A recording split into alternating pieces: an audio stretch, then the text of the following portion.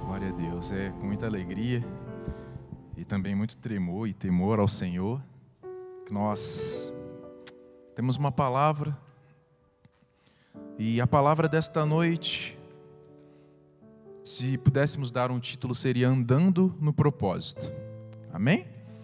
Vamos abrir as nossas Bíblias em Daniel, capítulo 1, versículos 8 e 9. Daniel, capítulo 1, versículos 8 e 9. Amém? Diz assim: resolveu Daniel firmemente não contaminar-se com as finas iguarias do rei, nem com o vinho que ele bebia. Então pediu ao chefe dos eunucos que lhe permitisse não contaminar-se. Ora, Deus concedeu a Daniel misericórdia e compreensão da parte do chefe dos eunucos. Amém? Vamos curvar nossas cabeças por mais um instante. Pai, nós queremos te louvar e te agradecer porque o Senhor já tem falado aos nossos corações, através dos louvores, das orações, mas nesse momento viemos te pedir, Espírito Santo, que o Senhor venha revelar-nos através da tua palavra tudo aquilo que o Senhor tem para os nossos corações nesta noite. Muito obrigado, Senhor, em nome de Jesus. Amém. Por volta do ano 605, aproximadamente, Israel foi tomada pelo rei Nabucodonosor. E nesse episódio, como de costume daquele povo, daquele reino, eles levaram cativa toda a população como escravo e para a Babilônia. E naquele aglomerado todo se encontrava um jovem chamado Daniel. E a Babilônia, para nós termos uma ideia ou tentar trazer um contexto para os dias de hoje, ela seria como se fosse os Estados Unidos, o maior centro econômico daquela época, daquela atualidade. Era o maior centro econômico, político e social. Correspondia ao lugar mais avançado intelectualmente na época, se a gente fosse comparar.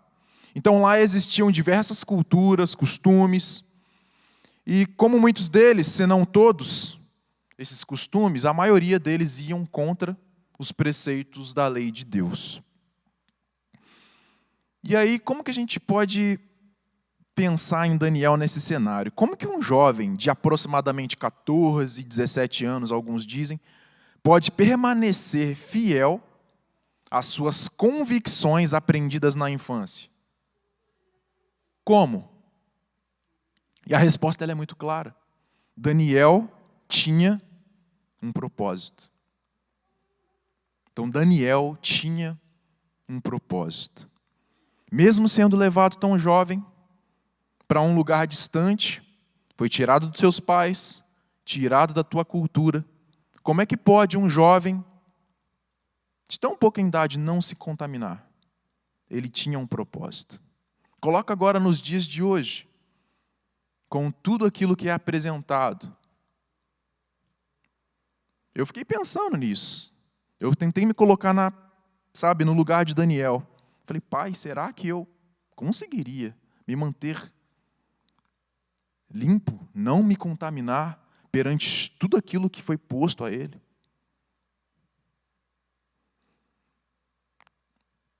E o que era o não se contaminar?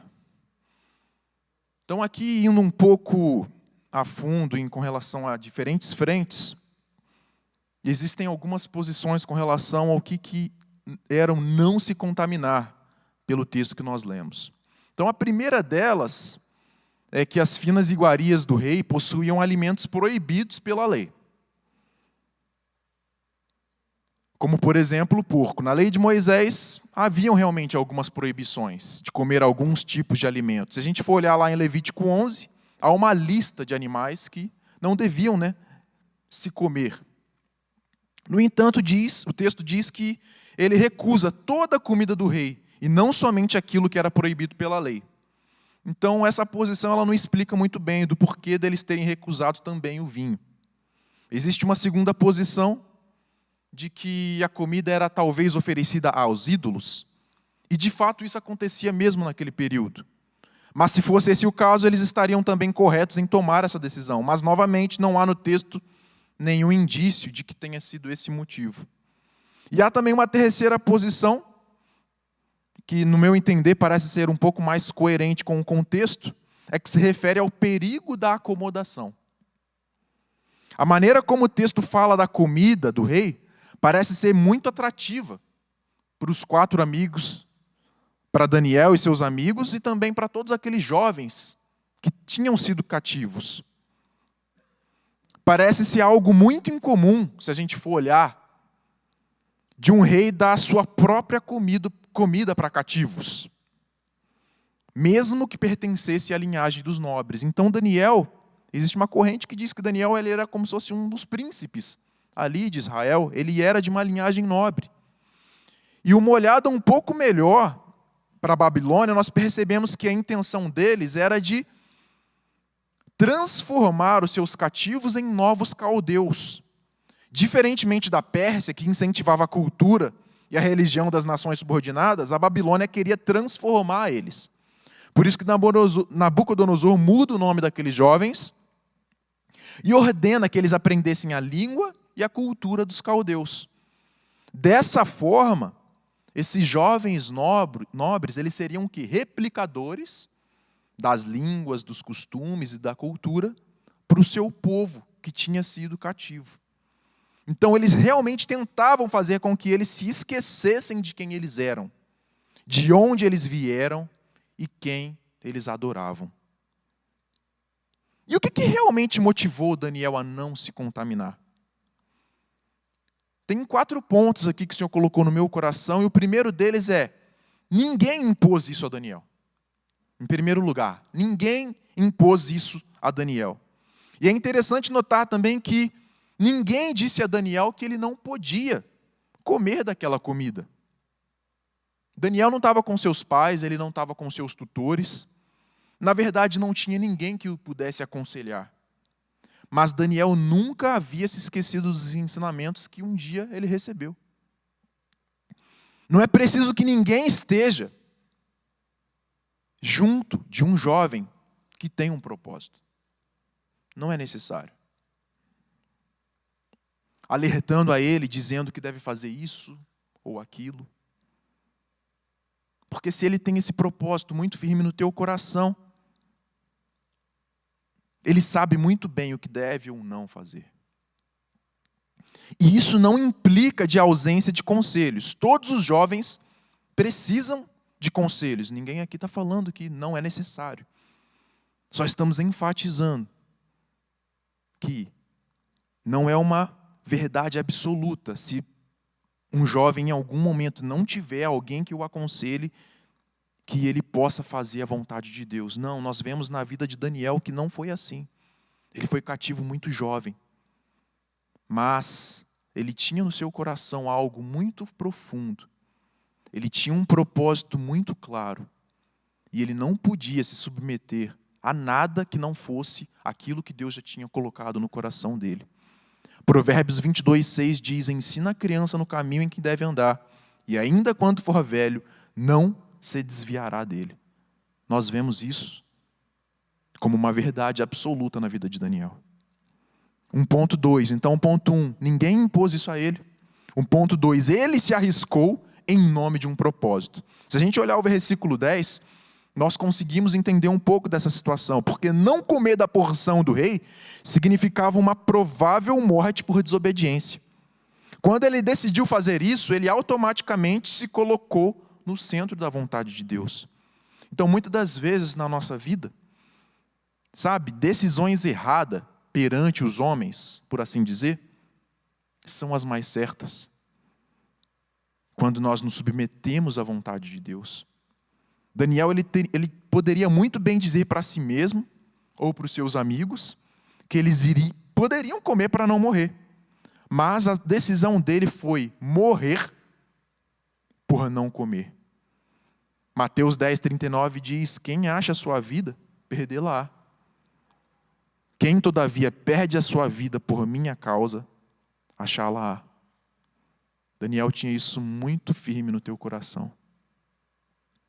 Tudo isso por quê? Ele tinha um propósito. Um terceiro ponto a ser destacado nessa história é que ele sacrificou os seus desejos carnais em nome do seu propósito, em nome daquilo que Deus tinha colocado no coração dele. Se a gente for observar ali no versículo 12. Então imagina você, morto de fome, sedento de água, num lugar distante, você não tem seus tutores, não tem seus pais, e talvez aqueles manjares ele nunca tinha visto na vida dele. Em outras palavras, é como se a gente estivesse perante um restaurante renomado, de um chefe com estrela Michelin, e fala, come, é teu. Pode comer, está aí. E não precisa pagar nada. Foi mais ou menos isso que aconteceu com Daniel. Não importa o quanto a sua carne esteja querendo os mais atraentes pratos dessa vida, não vale a pena aceitar. Porque isso pode causar uma má digestão espiritual, que pode impactar os mais lindos propósitos de Deus na sua vida. Uma decisão errada, um passo errado pode impactar um curso, pode mudar uma história. É óbvio que Deus ele é misericordioso, Ele nos perdoa, mas a palavra é muito clara quanto ao pecado. O pecado ele traz o quê? Ele gera o quê? Morte. Davi foi um homem segundo o coração de Deus. Ele não deixou de pagar, ele não deixou de colher as consequências. E ainda assim, era um homem segundo o coração de Deus. Vejam, Davi também tinha um propósito. Porém, colheu algumas consequências de algumas decisões erradas na sua vida. Mas nós vemos um contraste na vida de Daniel. Não estamos falando que Daniel nunca tenha pecado. Pelo menos a Bíblia não relata. Mas as decisões que Daniel tomou desde sua juventude, mesmo sendo posto perante algumas situações, mostram claramente que ele tinha muito firme, muito convicto em seu coração, que aquilo que Deus tinha confiado a ele era muito maior que qualquer manjar, qualquer prazer temporal fosse colocado para ele nessa terra. Mesmo que estivesse distante, mesmo num lugar de cativeiro, ele não se curvou aos desejos da sua carne. Então, ponto 3, ele sacrificou os desejos carnais em nome de um propósito. E um quarto ponto, para concluir aqui algumas considerações desse texto que nós lemos. Daniel, ele achou graça diante de Deus e dos homens por causa do seu propósito. Os acontecimentos na vida de Daniel, após seu propósito, eles foram formidáveis. Se a gente estudar o livro de Daniel, nós podemos ver como que Daniel foi usado por Deus. Então Deus lhe concedeu sabedoria, conhecimento, visões, interpretações de sonhos. Mas imagine comigo se ele não tivesse bem firmemente esse propósito que Deus colocou no coração dele. Aonde ele estaria? Será que teríamos todas aquelas revelações ali de Daniel 9, 10, que nos falam sobre os últimos dias? São revelações tremendas. Olha como que as decisões de alguém com um propósito pode impactar não apenas a vida dele, mas de outras vidas. Qual seria o desfecho de Daniel 9, 10 e 11? Se ele tivesse tomado algumas decisões erradas ali. E olha que algumas decisões ali eram até questionáveis, né? Um jovem de 14, 17 anos, e aí agora para concluir aquilo que eu fiquei pensando. Eu não sei se eu teria essa firmeza toda de Daniel, não. E aí foi um momento de quebrantamento. Olhando meu passado, histórico, juventude, adolescência, está aqui minha mãe para comprovar, com certeza eu teria me rendido. E ali eu, mais uma vez, Deus, tem misericórdia. que, mesmo o Senhor tendo colocado um propósito no meu coração, até que ponto eu estaria disposto para renunciar a todos os prazeres que este mundo oferece, em nome daquilo que o Senhor me chamou. E aquilo pesou no meu coração.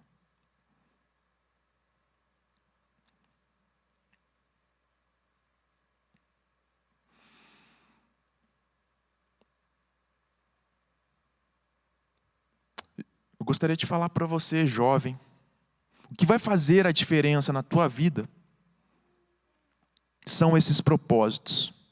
Todos os heróis da fé, que estão listados ali em Hebreus 11, todos eles tiveram bem firme em seus corações aquilo que Deus tinha para a vida deles. E eles perseguiram esse propósito. E esse propósito fez com que eles hoje fossem lembrados. Inclusive, estão lá listados todas as suas obras, todos os seus grandes feitos, de como eles honraram a Deus no chamado que foi proposto a eles. Então, este ponto 4 fala sobre Daniel achou graça diante de Deus e dos homens por causa do seu propósito. Mas olha só, andar nos propósitos de Deus não significa que isso não gere incômodo em algumas pessoas. A gente pode perceber aqui, em Daniel, lá no capítulo 6, dos versos 1 e 4, e esse é apenas um dos episódios em que tentaram tramar contra a vida dele. Porque Daniel, em todos os reis que passaram ali no reino, todos os reis honraram Daniel, todos, sem exceção.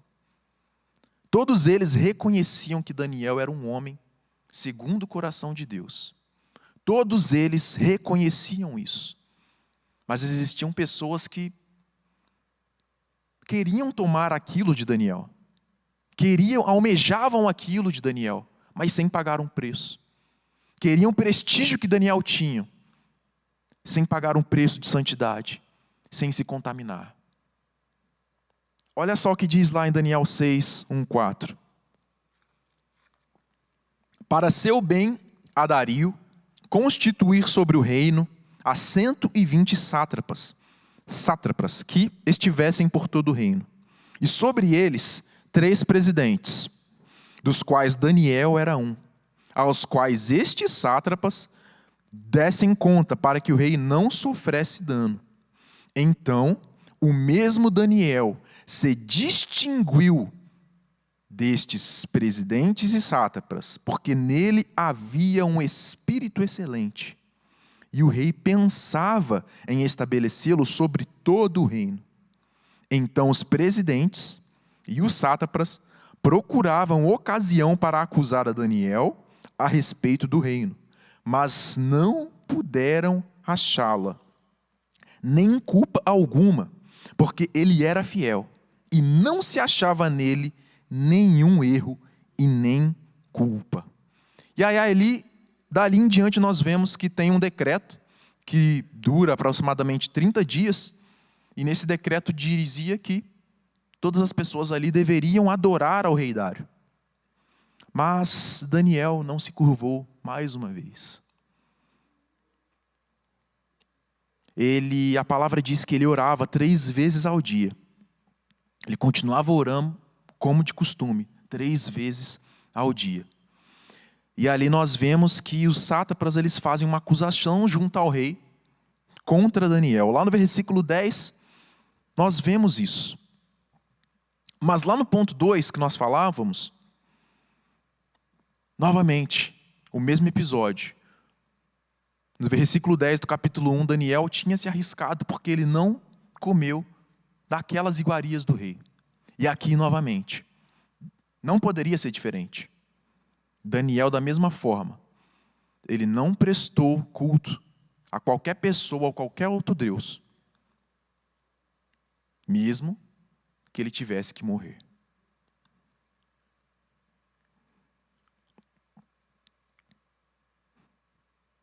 Sabe, nesse ponto, Deus começou a me lembrar de algumas experiências que Ele foi me dando. Sabe, pedras memoriais. Assim, quando o povo atravessou o rio, colocaram algumas pedras ali para se lembrarem daquilo que Deus fez no passado, sabe, ao abrir o Mar Vermelho. Deus vai colocando em nossas vidas pedras memoriais, sabe? E essas pedras, elas são como experiências que, em momentos de dificuldade, nos lembram do que Deus já fez por nós, que Ele faz por nós e que Ele ainda vai fazer por nós. Então eu fico imaginando ali Daniel passando pela mesma situação e a certeza que ele devia ter no coração dele: Pai, se o Senhor quiser, o Senhor me salva. Mas se não salvar, ainda assim eu não me rendo a outro Deus, eu não me curvo a nenhum sistema, porque só o teu nome é digno de ser exaltado e adorado. Lá nos versículos 14 e 15, fala assim: tendo o rei ouvindo estas coisas, ficou muito penalizado. Por que ele ficou penalizado? Porque ele tinha caído nas graças do rei. Todos os reis viam em Daniel que ele era um servo de Deus. E determinou consigo mesmo livrar a Daniel. E até o pôr do sol se empenhou por salvá-lo. Imagina um rei tentando salvar um jovem que veio de um outro povo, cativo. Não era nem da linhagem, não era nem sangue do mesmo povo. Como que Deus exalta um filho dele, que não se curva ao mundo, que tem em teu coração, em tua mente, a convicção do propósito que ele escreveu no coração dele. Olha o que Deus faz, mesmo num lugar distante, de cativeiro, Deus exaltando, honrando teu servo. Até o pôr do sol, imagina um rei, até o pôr do sol tentando salvar um cativo. Então aqueles homens foram juntos ao rei e lhe disseram: sabe, ó rei, que é a lei dos medos e dos persas, que nenhum interdito ou decreto que o rei sancione se pode mudar. Daniel tinha caído nas graças do rei, ele era um verdadeiro servo de Deus que estava fazendo a diferença. Então, pela lei dos homens, aqueles inimigos, eles tinham a legitimidade para tentar tocar a Daniel. Por que tentar? Porque sabemos que a última resposta é do Senhor. Salmo 118, 17 diz: não morrerei, antes viverei e contarei as obras do Senhor. Então, meu irmão, se tem um propósito, se tem algo que arde no teu coração, saiba que por mais que passamos pelo vale da sombra, muitas das vezes em nossas vidas, não morreremos até alcançar, até vermos com os nossos olhos o plano do Senhor se concretizar na nossa vida e das pessoas que estão ao nosso redor. Amém? E para finalizar, Daniel 6, do 24 ao 28, olha só que lindo. Ordenou o rei, e foram trazidos aqueles homens que tinham acusado a Daniel, e foram lançados nas covas dos leões.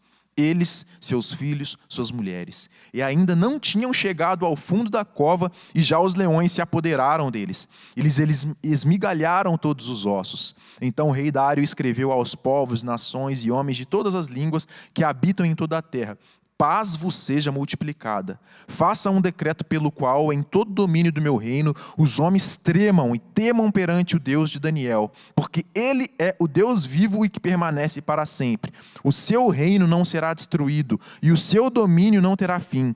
Ele livra, ele salva, e faz sinais e maravilhas no céu e na terra. Foi ele quem livrou a Daniel do poder dos leões. Daniel, pois, prosperou no reinado de Dário e no reinado de Ciro, o persa. Salmo 23, 5, 6 fala: preparas-me uma mesa na presença dos meus adversários. Unge-me a cabeça com óleo, o meu cálice transborda. Bondade e misericórdia certamente me seguirão todos os dias da minha vida, e habitarei na casa do Senhor para todo sempre. Meu irmão, minha irmã, vale a pena pagar o preço e andar nos propósitos que o Senhor tem para as nossas vidas. Vale a pena pagar o preço. Ainda que na nossa vida, diante dos nossos olhos, parece que é um caminho de morte, que é um caminho que não tem volta, vale a pena. O Senhor faz o impossível, Ele move o coração de reis se for preciso. Ele move o coração de reis, Ele move o coração de quem Ele quiser. A última palavra é dele, sempre foi, sempre será. Provérbios 16:1 diz: o coração do homem pode fazer planos, mas a resposta certa dos lábios vem do Senhor. E 16:9: o coração do homem traça o seu caminho, mas o Senhor lhe dirige os passos. Tudo isso estava impregnado no coração de Daniel. Sabe, e é nesse sentido que eu gostaria de orar agora com os irmãos. Que possamos ter esse propósito muito firme, muito claro em nossos corações, a ponto de nós possamos negar qualquer coisa que nos for oferecida neste mundo que vá contra a palavra de Deus, que vá contra os preceitos de Deus. Eu gostaria de orar também para que nós venhamos a ter força e não nos contaminar com as coisas deste mundo, porque estamos vivendo dias difíceis, os últimos dias, creio eu. Acredito que já estamos vivendo aí no princípio das dores. É só olhar os noticiários. É como se a gente estivesse vendo o Apocalipse em 3D. Não precisa nem ler. Uma brincadeira à parte, mas está tudo ali. A gente está vendo diante dos nossos olhos. Está tudo acontecendo, está tudo se alinhando. E também gostaria de orar para que, assim como Daniel, que possamos receber da parte do Senhor sabedoria, conhecimento, visões, interpretações de sonhos, e que os dons espirituais se manifestem em nossas vidas. Só assim podemos, de fato, viver nesta vida, neste mundo corrupto, corrompido, sem nos contaminar, e ainda assim, aquelas pessoas que estiverem ao nosso redor olharão para nós, assim como olharam para Daniel, e vão dizer: bendito seja o nome do Deus a quem essa pessoa serve. Bendito seja o Deus do Ayrton, da pastora Marilza, do pastor Marcelo, do Marcinho. Bendito seja o Deus deste servo, desta serva. De fato, tem feito diferença neste mundo. Não há homem e mulher neste mundo como estes. Esses, de fato, servem ao Deus que eles pregam. Que esse propósito seja bem firme em nossos corações. Que nós não venhamos a nos curvar perante as coisas que têm sido propostas,